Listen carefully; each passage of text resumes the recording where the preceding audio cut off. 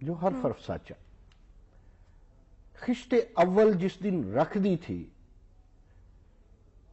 ذوالفقار علی بھٹو نے اٹامک پاکستان کی، صحیح، یہ استحکام پاکستان کی بنیاد تھی. ٹھیک ہے. ان سے پہلے حضرت قائد اعظم محمد علی جناح نے جب قیام پاکستان کی تحریک برپا کر دی اور اسے کامیابی سے ہمکنار کیا تو وہ ایک نظریہ کی ابتدا تھی. بالکل ٹھیک. اب پاکستان ہم میں بہت خامیاں ہوں لیکن قائد اعظم اور اس کے بعد ذوالفقار علی بھٹو نے جو بنیادیں رکھی، ہم اس بنیادوں پر، میں ایک فرقہ پرست ووٹرز کی طرح نہیں کہہ رہا ہوں یا میں ایک کسی بکے ہوئے تجزیہ کار کی طرح نہیں کہہ رہا ہوں. صحیح. یہ میرے ضمیر کی آواز ہے. بالکل ٹھیک ہے. یہ ایک ایسی آواز ہے کہ جس پہ ہر پاکستانی متفق ہے. صحیح. عرض میں نے کیا کہ ہم نے 2 بنیادیں رکھی.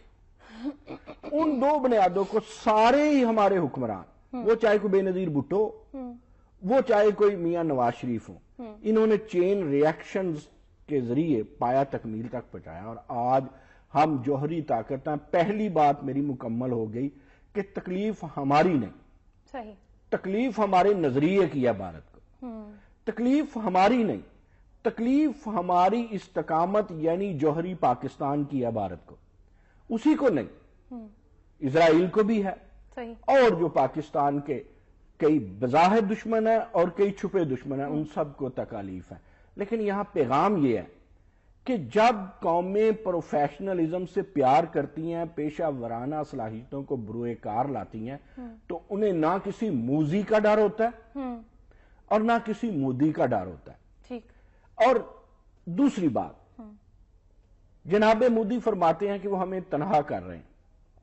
وہ جو دروزبہ نامی ہمارے ہاں 2 ہفتے کی مشقیں ہیں، یہ سلواکی زبان کا لفظ ہے نا، جسے ہم کہتے ہیں دوستانہ ٹھیک ہے مشقیں، پہلی دفعہ ہسٹری بن گئی.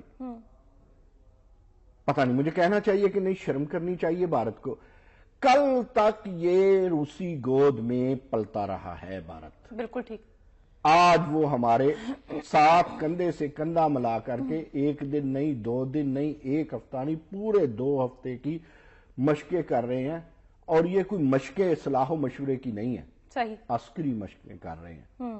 ہم کہاں تنہا ہیں، ہم کہاں تنہا ہیں. اب چند دن بعد دیکھیے گا ہماری محبت کا وہی عالم ہوگا جو تاریخی ہے. ایران کے ساتھ، افغانستان کے ساتھ بھی ہم شانہ بشانہ کھڑے ہوں گے. اور یہ اسی طرح افغانستان کے ساتھ ہم تو شانہ بشانہ کھڑے ہوں گے. دیکھتے سوال یہ کہ افغانستان ہمارے ساتھ ہوگا شانہ بشانہ؟ انشاءاللہ ہوگا. کیوں؟ کیسے ہوگا؟ کیسے ہوگا؟ وہ اس طرح ہوگا کہ جب کوئی مرض موذی ہوتی ہے نا، جی وہ دوسرے اپنے گرد و نواح کو بھی نہیں پکڑتی، اپنی انیٹومی کو بھی تباہ کر دیتی ہے. تو یہ جو انیٹومیکل ویب ہے یا نیٹ ورک جسے وہ سمجھتا ہے، یا مارفالوجیکل سمجھتا ہے، یا اسٹریٹجک دوستیاں سمجھتا ہے بھارت ایران اور افغانستان کے ساتھ، ان کی ان ہٹ درمیوں، بے وقوفیوں، عاقبت نا اندیشیوں کی بنا پر نہیں رہیں گی. یہ آپ نوٹ فرما لیجئے. فیوچر میں اب بھی ہماری کوئی افغانستان یا ایران کے ساتھ بہت بگڑی نہیں ہے، لیکن جس خوش فہمی اور غلط فہمی میں مبتلا ہے، اس کی خوش فہمی اور غلط فہمی بھارت کے خارجہ امور کے ماہرین اور مودی کی اسی طرح ختم ہو جائیں گی جس طرح بلوچستان کا اس نے نام لیا تو کل بلوچ عوام ساری نکل کے بالکل صحیح اینٹ سے اینٹ بجانے کے لیے بھارت کے ساتھ تیار تھی. میں یہ مانتا ہوں یہ جذباتی باتیں ہیں، لیکن میں ایک عرض کروں عرفانہ، جذبات کے بغیر نہ تعلیم مکمل ہوتی ہے، نہ تربیت مکمل ہوتی ہے، نہ حب الوطنی مکمل ہوتی ہے، اور نہ ہی احساس یا اساس ہے اس کی بقا ہوتی ہے. جذبات بھی بہت ضروری ہوتے ہیں. کئی دفعہ احباب کہتے ہیں کہ ہمارے کچھ دوست جذباتی ہو جاتے ہیں. مسئلہ کشمیر پر بھارت کے حوالے دیکھیں، میں ابھی بالکل آپ سے یہی جاننا چاہ رہی تھی کہ دیکھیں بہت زیادہ اس چیز کو کہا جاتا ہے کہ جو لوگ جذباتی ہوتے ہیں وہ اچھے فیصلے نہیں کر پاتے ہیں. جو قومیں جذباتی ہوتی ہیں وہ اچھے ڈیسیژنز یا ترقی کے لیے اتنی تیزی سے گامزن نہیں ہو پاتی ہیں. کیا آپ اس بات سے اتفاق کرتے ہیں؟